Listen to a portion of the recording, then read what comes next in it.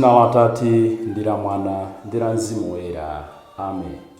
Ndikulandireni abale ndi alongo pano pa Tiyankhuleni Ambuye. Lero ndi lolemba pa 4 April chaka cha 2022. Ndi lolemba la Mulungu wachisanu wa nyengo ya Lenti. Ndekuti pofika la Mulungu limene tikubwerali tikulowa Mulungu wopambana, Mulungu woyera, Mulungu wa chipulumutso.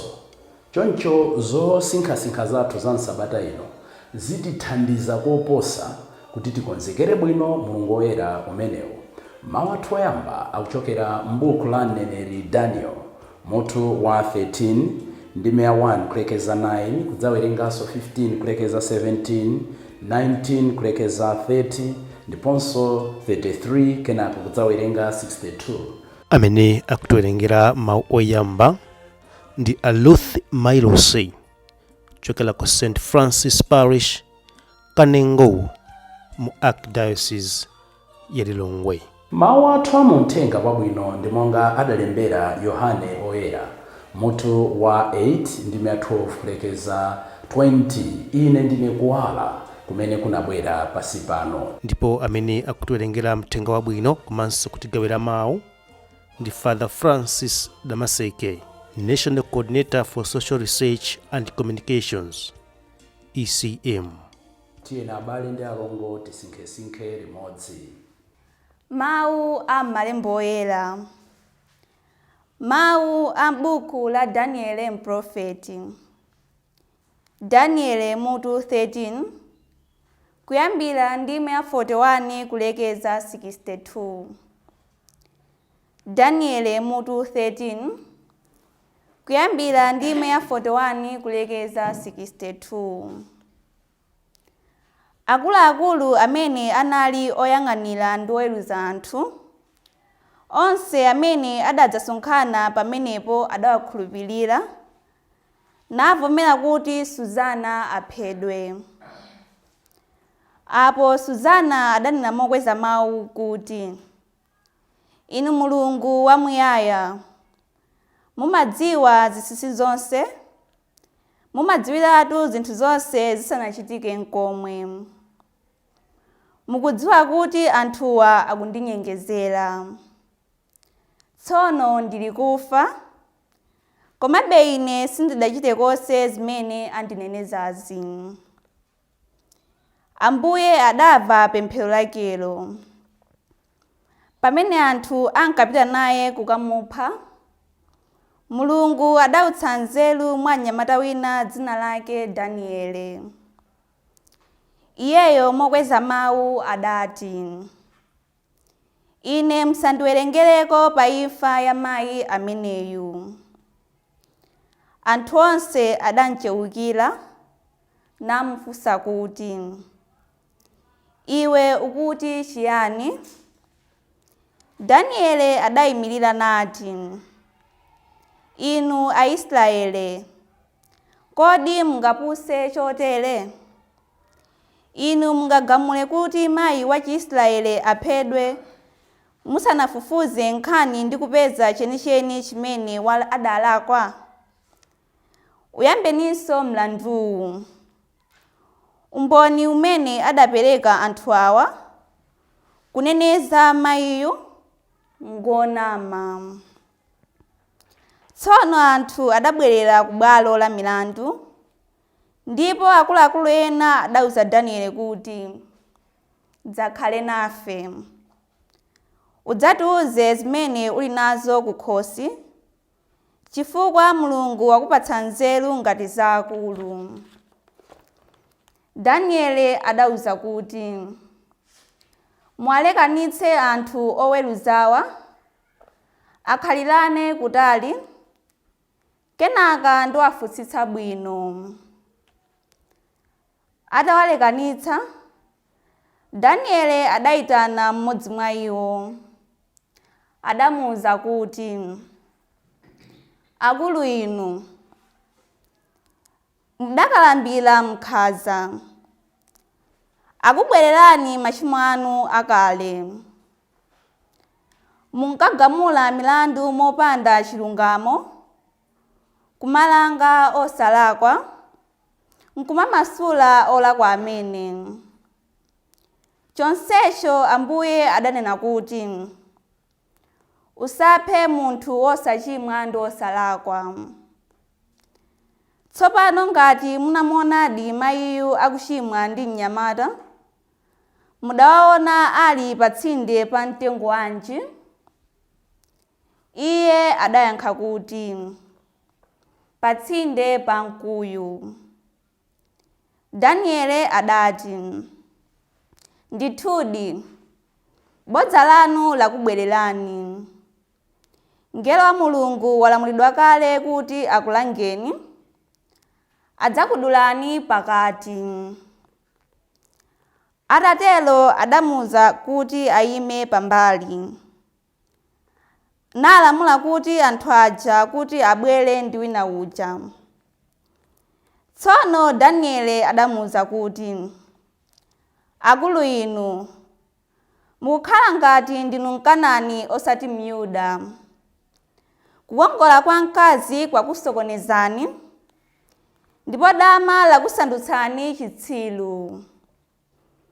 Ndikudziwa mmene mwakhala mukuvutitsira akazi a ku Israeli. Iwo amangovomera chifukwa cha mantha. Koma mayi wa ku Yudayu wakukanani kuti muchimwe naye. Tanenani tsono, ndi patsinde pa mtengo wanji mudawapeza ali awiri? Iye adayankha kuti patsinde pa mtengo wa thundu. Daniele adati, ndithudi, bodza lanu lakubwererani. Mngelo wa Mulungu akukudikirani ndi lupanga kuti akuchekeni pakati ndi kukuonongani awirinu. Pamenepo anthu onse adafuwula kwambiri, natamanda Mulungu, mpulumutsi wa anthu okhulupirira Iye. Kenaka adatembenukira oweruza awiri aja, amene Daniele adawatsutsa chifukwa chochita umboni wabodza. Adawalanga potsata malamulo a Mose ndi kuwapha monga momwe iwo ndi kuyipa mtima kwawo adafuna kuphera m'bale wawo. Motero munthu wosalakwa adapulumuka tsiku limenelo. Mawu a Ambuye. Ambuye akhale nanu. Mawu mu Uthenga Wabwino monga adalembera Yohane Oyera. Ulemu kwa inu Ambuye. Mutu wa 8 ndi 12 kulekeza 20. Pa nthawi yomweyo Yesu adayankhulanso ndi Afarisi aja adati, ine ndine kuwala kowunikira anthu onse. Munthu otsata ine sadzayenda mu mdima, koma adzakhala ndi kuwala kotsogolera anthu ku moyo. Apo Afarisi adamuwuza kuti, ukudzichitira wekha umboni, umboni wako ngosakwanira.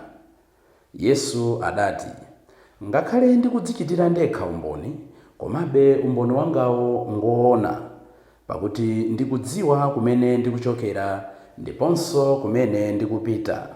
Koma inu simukudziwa kumene ndikuchokera kapenanso kumene ndikupita. Inu mumaweruza potsata maganizo anthu chabe. Ine sindidzaweruza munthu hayi, koma ndikati ndiweruze, ndidzaweruza molungama, pakuti sindili ndekha ayi, palinso Atate amene adandituma. Ndiponso malamulo anu mudalembedwa kuti umboni wa anthu awiri ngokwanira.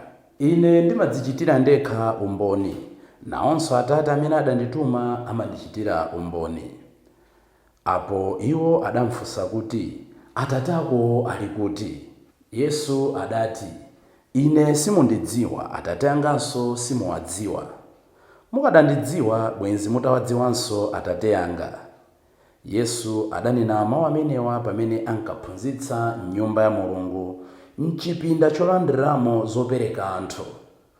Panalibe amene adamugwira chifukwa nthawi yake inali isanafike. Mthenga wa Ambuye. Ulemu kwa inu Ambuye Yesu Khristu. Abale ndi alongo, pamene tikusinkhasinkha lero lolemba la Mulungu wachisanu wa nyengo ino ya Lenti, titha kutero kuti tsiku la 29 ndiye kuti tangotsala ndi masiku 11, tikachotsanso masiku awiri atatu akuluakulu aja, the Triduum, lachinayi loyera, lachisanu loyera, komanso loweruka loyera, titha kuona kuti mwina adatsala ndi masiku 8 eni. Funso limene tingakhale nalo, limene mawu mu Uthenga Wabwino akutithandiza tsiku la lero, ndiloti tingathe kudzifotokoza zimene ife tili osadzitsutsa. Can I explain, can I say who I am without contradicting myself? Monga achitira azibambo aja mawu oyamba kuti chifukwa chadyera, chifukwa chongofuna zosangalatsa thupi, dama ndi zina zotero, akufuna mzimayi amene wayesetsa kudzisunga ndi kudzisamala kuti agwe m'mavuto Suzana. Tilipo anthu ambiri amene chifukwa tikaona kuti tikulephera zimene tikufuna m'moyo uno, timayamba kuononga mbiri ya ena ndi cholinga choti tifanane kapena aoneke olephera. Koma funso limene tikufunsa potengera mthenga wa tsiku la lero ndilonena kuti tingathe kufotokoza zimene ife tili posadzitsutsa. Can I say I'm a Christian without contradicting myself? Can I say I'm a priest, kudziyang'ana ndithu molimba mtima, without contradicting myself? Tikamanena kuti without contradicting myself, ndiye kuti zimene ndili, zimene ndimaona ngati zili zabwino mwa ine, kodi nditha kuyima nazo pachulu posapezeka zina zimene zikunditsutsa? Nditha kunena kuti ndine mphunzitsi, komano anthu akandiona kuona kuti zimene ndimapanga ndi zauphunzitsidi, ndi zausembedi, ndi zausisteridi, ndi zaunesidi, ndi zapabanjadi, in the end tiona kuti tonsefe timalephera mwa njira iyo kapena inzake. Lero Ambuye Yesu akuyima pachulu akufotokoza zimene iwo ali. Ine ndine kuwala kowunikira dziko lapansi. Ayuda, Afarisi ndi aphunzitsi amalamulo akudodoma nazo, unena bwanji kuti ndiwe kuwala? Iwowo amakhulupirira kuti munthu kungokhulupirira malamulo a Mose ndiye kuti wapeza kale moyo osatha, ndiye kuti wapeza kale chipulumutso. Chifukwa cha chimenecho amangosamala zimene malamulo amapempha, only externals, zongooneka ndi maso basi, pamene mkatikati mwawomo munali nkhwidzi, munali nkhalwe, munali kusinjirira, munali kudzikonda. Titha kunena kuti izi zimenenso zili mwa ambiri mwa ife. Sitinganene kuti mwatonse, aliko ena amene akuyesetsa pakati pathupa, koma ambiri kwa ife mapendekero athu apita komwekomweko. Ambuye Yesu lero akunena kuti ine ndine kuwala kowunikira dziko lapansi. Chifukwa chonena kuti ife timagawana m'moyo mwake, akufuna kuti nyengo ino ya Lenti pamene tikupita nayo tsopano kumalechereche, nafenso tikhale kuwala kwa dziko lapansi, tikhale kuwunika kopirikitsa midima yosiyanasiyana imene ili pakati pathu. Ambuye Yesu atangonena kuti ine ndine kuwala kwa dziko lapansi, amene ndinachokera kwa Atate, maokha oti ndinachokera kwa Atate anambweretsera mavuto, unena bwanji kuti udachokera kwa Atate? Ife Atate timadziwa. In fact, ndi pamene tsopano akuwawululira kuti inoto Atate simmadziwa. Mukatakhala kuti mmadziwa Atate, mukadandidziwa ine, chifukwa ine ndine njira, ndine choona. Simungafike kwa Atate osadzera kwa ine. Kodi kudziwa Atate kumaoneka motani? Pamene tili anthu okhululuka, pamene tili anthu opatsa, pamene tili anthu opirira, pamene tili anthu olimbika, pamene tili anthu aumodzi, zichitochito zathu ndi zimene zimaonetsa kuti ife timadziwa Atate. The question before us this morning, the question before us this day, the question before us on the 29th day of the Lenten season is, kodi timawadziwa Atate? Ndipo monga akunenera iye mwini, odziwa Atate amadziwa Mwana, ndipo Mwana lero wadziwulula kuti ndi kuwala kwa dziko lapansi. Nzokhumudwitsa, nzomvetsa chisoni, nzododometsa, nthawi zinanso nzoseketsa kuti inde ife timanena kuti timadziwa Yesu Khristu, koma tikangana moyo wathu ambiri timangodziwa za Yesu Khristu. Kumodziwa Yesu Khristu ndi kuyenda naye, kumodziwa Yesu Khristu ndi kuvomera kuwala kwake. Taona nambiri timavomera kuwala kwake mbali ina ya moyo wathu, pamene ikakwana mbali ina ya moyo wathu timabisa kuti kuwala kwake kusatifikire. So timafuna kuwala kwake kuoneke nthawi yokha imene mwina tupita ku church tsiku la Mulungu, titanyamula mabaibulo athu, titavala korona, tikuimba nyimbo zathu, tavomera kuwala kwake inde, koma kwa nthawi kochepa. timaona anthu akukapereka ntchito zachifundo zosiyanasiyana ku prison, kwa odwala. Ndi zabwino tikutenga kuwala kwake, koma timatenga kuwala kwake kwa kanthawi kochepa. Ambuye Yesu afuna moyo wathu wonse unyamule kuwala kwake, ndisakhale lero kuwala mawa mdima. And monga ndanenera, it's interesting malamuona kuti tikhale kuwala kwa dziko lapansi, ife ndamene tasanduka mdima ku dziko lapansi. Can my life help others to see the light of God, the light of Christ? Nchifukwa chani Ambuye Yesu akugwiritsa ntchito fanizo limene lonena kuti iye ndi kuwala kwa dziko lapansi? Pali phunziro la mphamvu limene tikutsiriza nalo. Mu tempere yawo mmene akuyankhulira tsiku la lero, makhala makandulo anayi, the 4 big candles, zimene amaziyatsa in readiness for the feast of the tents, pokondwerera chaka cha misasa. Tsono amayatsa zimenezi ndipo usiku zimakongoletsa mzinda wonse wa Yerusalemu, anthu amaguduka nako kukongola kwake. Ambuye Yesu lero akunena kuti ndine kuwala kwa dziko lapansi, kosiyana ndi kuwala kumene mudazolowera kwa makandulo. Kuwala kumene kumazima, koma ine kuwala kwanga sikutha kwamuyaya. Ife tayenera tiyende ndi kuwala kosazima, kuwala kosatha, kuwala kwa dziko lapansi, Ambuye Yesu.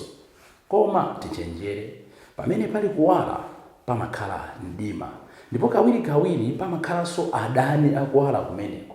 Ambuye Yesu adatipanga charge kuti tikachotse mdima dziko lapansi, koma tichenjere ndi enemies of the light.